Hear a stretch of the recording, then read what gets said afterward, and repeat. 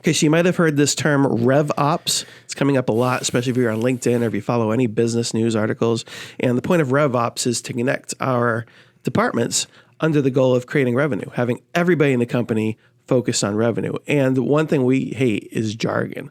But we're stuck with it today because there's a lot of confusion about the term. So we're going to define RevOps for you. And if you stick around to the end, we're going to give you some takeaways, some actual things you can do in your company to implement this and make your company better.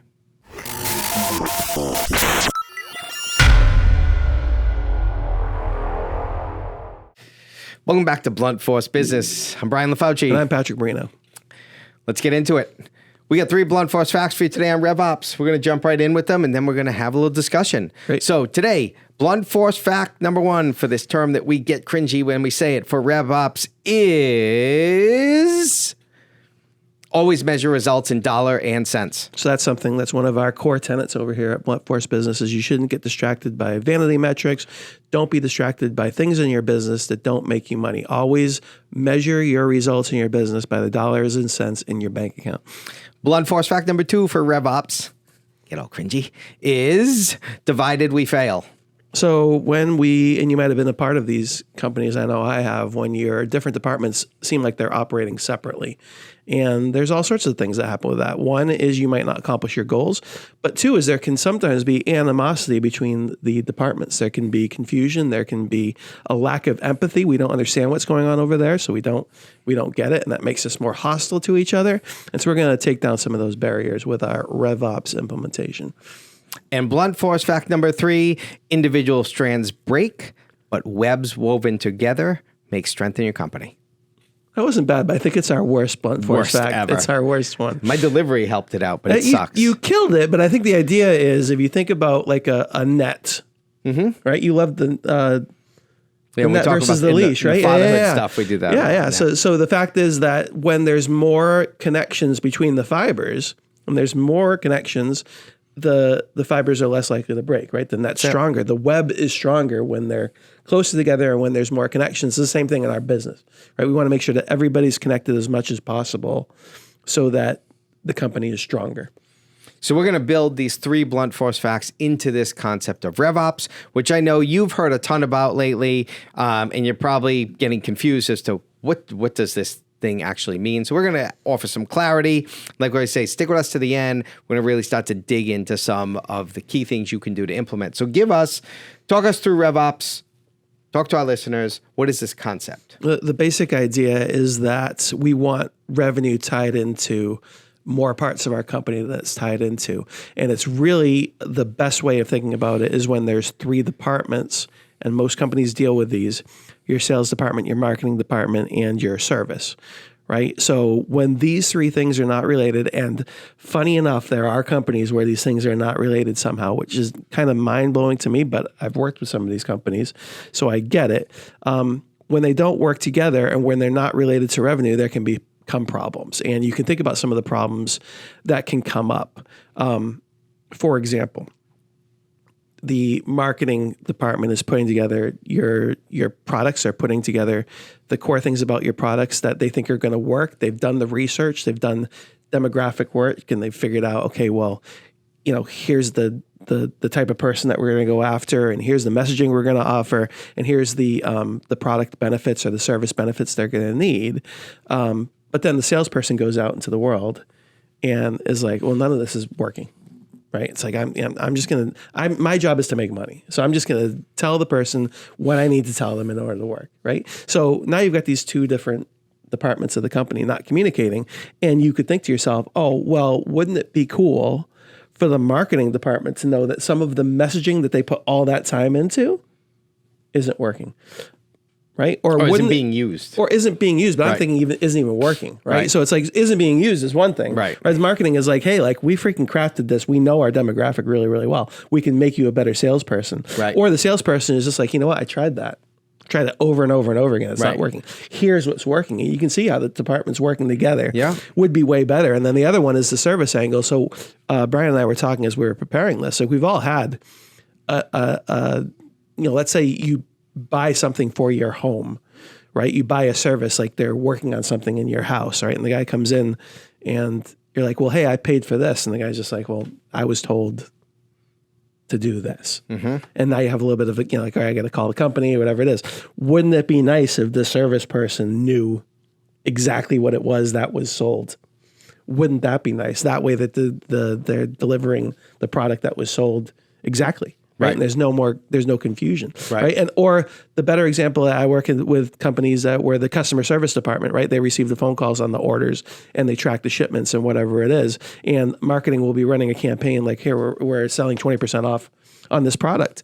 And the customer service company doesn't know that promotion is running. So they get a phone call from the customer saying, well, hey, like this code isn't working. What code? The code where I get 20% off on what product? The code where I get 20% off on, this widget that I bought, right? And it's like, well, the code's not working and the customer service is lost, right? And that experience is terrible. I'm going to put you on hold while I research that. That is the statement that tells you that there's a disjoint, right? Yeah, exactly. The minute I'm talking to someone and they're like, we got to just review your account for a minute. Bullshit. You have no idea what I'm talking about. And you're trying to get up to speed because you don't know, because the left hand is clearly not talking to the right, which is fine. Okay, go do your thing. But I know what's happening in this moment. And I know what's happening is that what we're talking about right now, there's disjointed. So there's two components, I think, to this conversation. There's one, and I think the worksheet does this really well for our listeners, breaking it down. And one being, all right, let's first remove silos or do our best. There's always going to be some silos. And you talked a lot, let me get into that. First, remove silos. And then second, let's see and let's make sure we can draw lines to how does this action connect back to the revenue stream? Like you said, customer service. We think in our minds, well, that's about solving problems, right? Yep. Relationships, problems. But really good customer service is selling you on something when you call them for a problem, right? Like, I got a problem, now hey, we could upgrade you to this other service, which, by the way... a lot of big companies do well at this. I mean, I think about like cable companies. If you call a cable company with a problem... and you got a new router on your house the next day. You always end up with the better router. You end up with the upgraded plan that you pay a little bit less for 12 months. And then then by the end of the 12 months, you're paying twice as much as you were paying before. Pay attention to it. But that is an example of where customer service is closely related to the revenue. Yes. Right? Because they understand that this is part of my job is to get you to pay more money. Right. I think that we can also, I think that one of the things that might be confusing for some companies that are smaller, it's like, how the fuck did we end up here? Right. And I think that when a company is being built, I think it's, when you think about it a little bit more closely, you can figure out, okay, well, how did we get here? Well, here's how we got here. It's like we hired the salespeople based on certain skills. Right. And we're just like, here's your commission structure, go out and sell. Right. And then maybe somebody separately built the customer service department. Right. It's like they needed the answering service, first of all, like to answer common questions. And then they build the software, or they buy a piece of software. Here's how the customer service team can track tickets as they're coming in and whatever it is. And then the marketing person gets hired separately. Yep. And the marketing person's off on their own. And maybe doing for a different different reason too. Like they identify like some gap. And so they make the hire. And then this person comes in with, hey, these are the things I need you to do. And those things weren't communicated. Right. Yeah. So it's easy to see how this can happen. So I think part of the goal is to, if you can do it at the beginning, right, your job descriptions and your hiring process and every part of that is related to the revenue, right? So here's the goal of the company. Here's what we're trying to do. Here's what we're trying to sell. Here's how much money we're trying to make. Here's how your role works with it. And then here are the people that you're going to have to work with, right, so that you can do it. So let's jump with our listeners. So our listeners fall into a bunch of different buckets. So the listeners that we have that maybe are solopreneurs, or maybe right now they're listening to this video and they're right about to hit skip, but wait, don't. Yeah. Because this concept applies just as much to them. So let me relate this to a couple stories that relate very well to how this can apply to a small business. I guarantee you, if you're a small company, one of the first things you're going to look to do, maybe as you're going out there doing your thing, is, hey, I'm having a problem managing like incoming calls or things like that, right? Like we gotta figure this out. I'm working on the job, right? I'm a wood maker, and I'm making this thing. You're in the shop. I'm in the shop. You're in the shop. I'm in the shop with Johnny, and Johnny got the shop and bring the stuff for the shop. And Johnny, you got the tools? Wrap a ratchet around your head. Come on, what's that? I don't know. Jerky boys, come on. Come on, know your quotes. So anyways, so we're in the shop and we can't answer the phone because we got to do a thing, so we miss a bunch of calls, right? This happens to companies all the time. So what do? Who do they hire? Who are you going to call? Secretary. Yeah. All right, so you're either going to hire a secretary or you're going to go this other route people go, and they're going to contract out a call answering service, right? So I don't want to pay $40,000 a year just because I can't get that phone, but I can afford a couple $100 a month for a company that can manage the phone calls, right? Give them a script. Great, except guess what you don't do? What don't you do? You don't bring those people into the wheelhouse of your company at all. So aside from This kind of goes to our debate about W-2s versus 1099s. It very well could.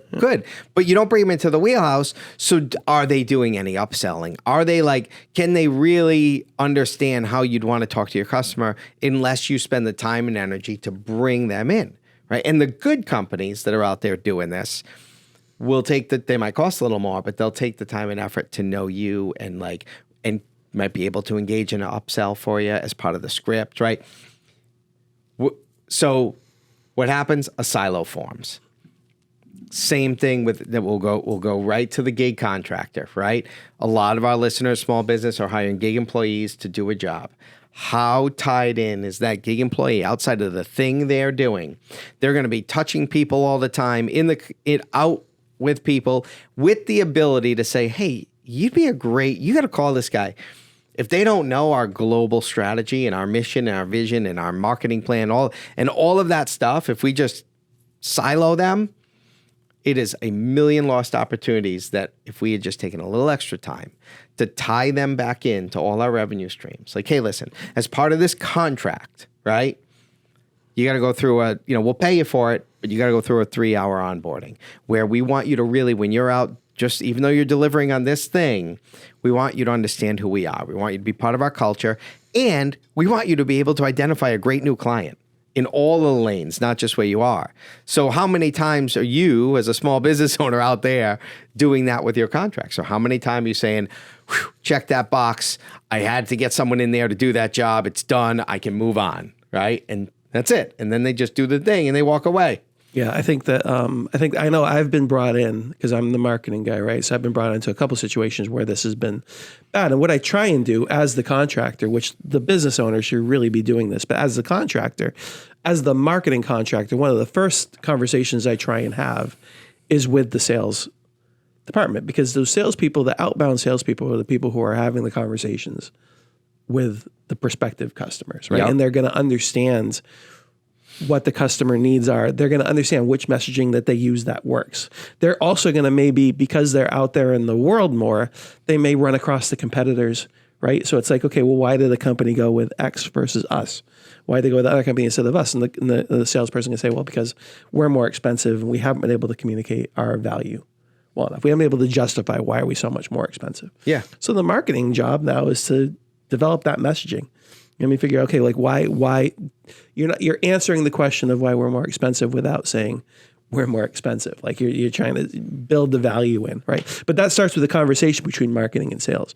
And then the other piece is, I've worked with those customer service teams or the service teams, and you'll find out this happens a lot. And we're going to talk about this as one of your strategies is a good customer service department will have software that they work with, right? Again, to track the service, to track the times that they're going out, to track the customer requests that are coming in, so that the loop is closed and the customer service department can feel good that every single customer has been served at the right level. But does marketing and sales have access to that portal? Right? Do they have access to that information? Do they know what's going on in service? Right? And so like a lot of times it's a software problem because the software is different, right? The sales company has a CRM, the service company has this other piece of software that tracks the service, especially like home services, right? They'll have like specific software for home services. The CRM for the sales team will be a specific sales, but they freaking don't work together, right? And now the information is siloed. So now you've got to solve it with after the fact, right? Meetings and stuff like that will start. One of the strategies we're going to talk about, I think, is can we create the systems from the first, right out of the gate that are connecting these people, that gives all the people the shared information so that they understand the goal. So that was one of the first questions too. In talking with these call services that will field calls and do that. Because Brian is looking into call service. Absolutely. And one of the first questions is what you just said. Right. Can you use my CRM? Right. Will you make that the thing that you use to communicate me when something happens? Or are you going to give me another step? Right. Are you going to give me a step where you're going to feed me information through your system, and now I got to take the time to put it into my system so that it's working with the people who are using that? If you're not thinking about RevOps. RevOps. You got to have RevOps on the brain. You got to have RevOps when you're in the blunt zone all the time. Yeah. Well, if you're not thinking about RevOps and you're not thinking about integrating all these systems, then you're not asking those questions. Like how, right? So we're always trying to make alignment. And the way that happens is I love, and I know you do too, because we've done some podcasts where we're like when we do the avatar exercise, getting things down on paper visually. Right. This is a great exercise to do visually. Right. Like really just drawing the different people or departments or people and departments and connecting them through lines of communication and connecting the information that is our global company information and how is it touching all of them? How's it getting out to them? And if we see... This is where the org chart comes into play. Yeah, right. But this is beyond the org chart. This is more of like integrating. Yeah, but a good org chart is going to have this stuff in there. Yeah. And if we see a web to our blunt force fact, good. If we see strands, there's a gap. Yeah. Right. So if I see a strand, just one strand that connects this person to this person or this department to this department, and there isn't all these other, we know there's going to be a million lines going across here, right? So lines of communication, systems that they're using, feedback loops they're involved in, right? Meetings that they might be like, so here's all these lines we're creating. And if we see gaps in those lines, we know we need to fix it. It's easy. I think it's easy for a growing company for these gaps to form.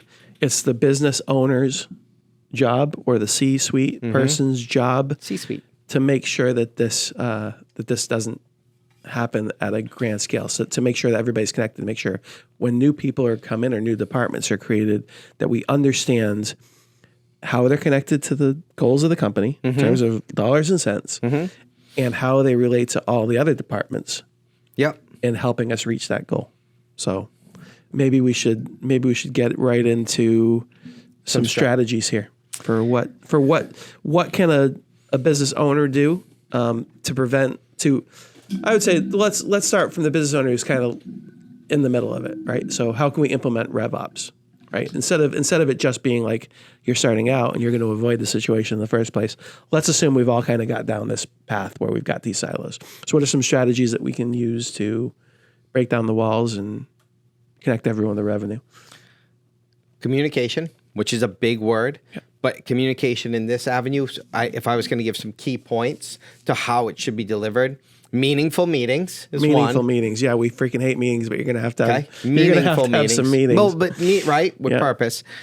The other thing that I like when I'm talking to someone about how to be good in a lane, and I was actually just talking this yesterday. So I'm talking to a finance class at the college, right, where I teach. Professor Lafauci. And we were talking about some of the kids in the class, they want to go on to be either finance managers or they want to do corporate finance when they get, and so that's their lane.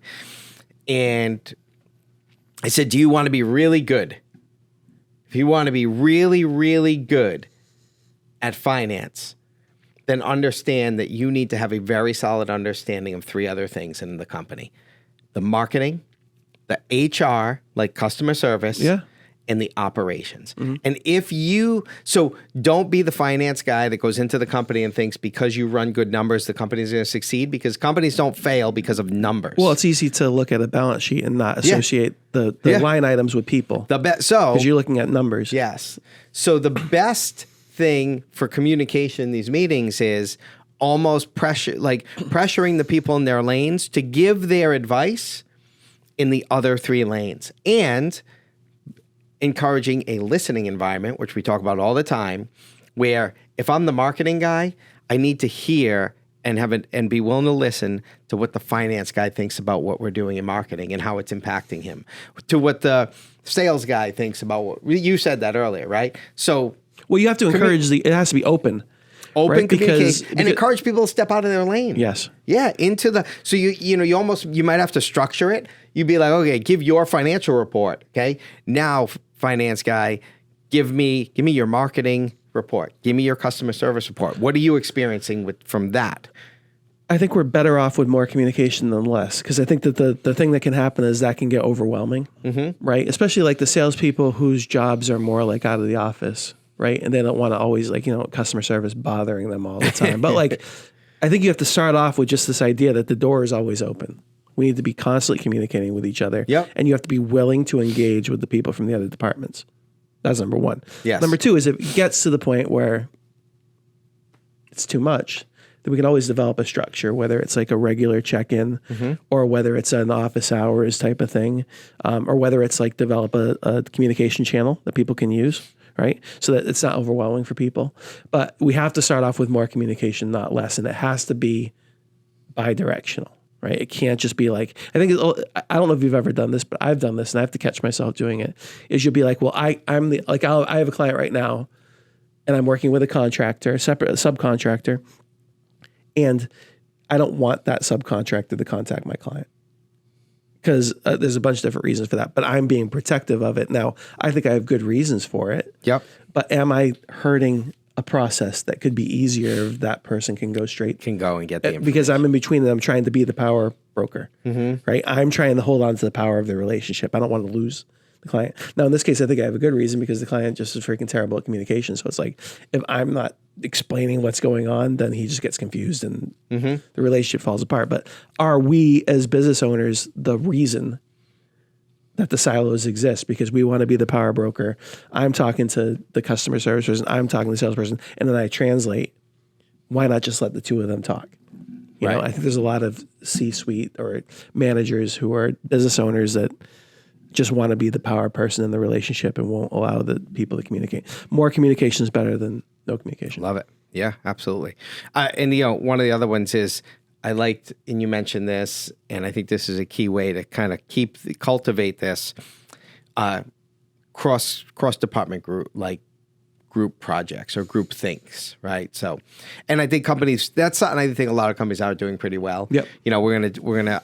We're gonna look at this process, but we're gonna bring in these, a person from each of these lanes to look at it, right? Not silo projects that might be a financial decision just in the finance department, not silo projects that might be a marketing decision just in the marketing department, and doing things like that can be an excellent way to help tie this all back. Yep. I also really enjoy looking at are there ways where almost every touch point we have, we can tie someone to a sale. And we talked about that as well, too. So there's the people most removed from the sale are usually the first person who answers the phone. Right. And if you can find a way that person has the power and knowledge and ability to sell something, you're doing a nice job. And we've talked about this in previous, probably a long time ago, we've talked about this more, but this idea of creating a good culture. Right? Making sure that everybody's aware of the mission and recruiting them into so that they understand their role in the mission, right? And and there's ways to do that, whether it's, signage, whether it's company meetings, which I don't like as much, but like signage, that's reminding people like, hey, this is what you're doing. Yep. Or, you like dashboards, right? Dashboards saying this is how we're doing. The metrics that matter. We're going to do a whole other thing on dashboards because I read a really cool study about how they can be ineffective. But this idea that everybody's part of the team and everybody's part of the goal is important. And you do that beforehand as much as possible. And then what can you do throughout to encourage that? I love it.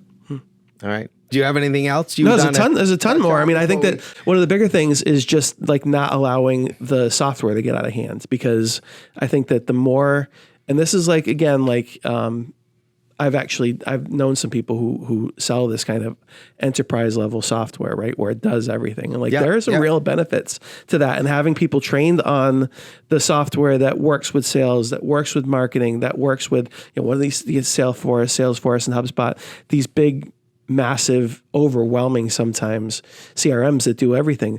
The best part about those programs is we don't have separate programs that people can't see, right? So you want the salespeople to know what's going on in customer service. You want to know if they're overwhelmed. You want to know that the customer service people understand where sales is at. You want to understand what marketing emails are going out like that. And having a good CRM that can deal with that. We're getting better at our note taking. Can be a real big part of that. And it might come down to you needing like a piece of project management software, right? Where again, it's one project management software. It's not the customer services project management. It's not the marketing department. It's one piece. I don't love project management software, but you get big enough to the point where it's not taking more time to keep the project management software up than it is to actually run the business. If you can get to that point where you actually have enough people involved that can happen, then all I have to do is take a snapshot and sort of see where we're at. I can just look at a board and I can see where we're at, and I can see where we're at here, right? And I think that helps. Like, and that might be where we keep the marketing calendar, so that the promotional team, the customer service team, knows what marketing is going on, and the sales department knows here's what's coming up next month. So when I get out there, I can reference this thing that's coming. And then up. I think the key, like you're saying, is to keep it front and center. I've talked about this in other podcasts that when we had the sports complex, there was a checklist that whenever the staff would come in for the day, they had to go through the checklist. So I knew that was getting in front of them every day. So we would keep all the key things right on the top, and that would get updated every week. Like, so here's our mission, here's our vision, here's the key programs we're trying to sell, right? Like here's it. So nobody was lost as to the direction that was important to us, because it was on that thing. I mean, there's so many ways you can nowadays with technology and your staff. I mean, that could be this company screensaver. Could be the dashboard, right? So every time I open up my screen, I see, oh, look how the company's doing, right? Or look what we're trying to hit on. So many ways to do it, to keep it relative. And it's just so easy for this thing to happen. I mean, I know that, again, like I've worked with companies where the customer service team is really happy with this particular, version of Slack. Right. So here's our way we communicate. We communicate with this Slack channel. And the other company is like, well, we don't like the Slack channel. So, I mean, the other department, we use text messaging. We text each other. I mean, I just text. If I need something, I just text them. Right. And it's like, so they don't participate in the discussion channel.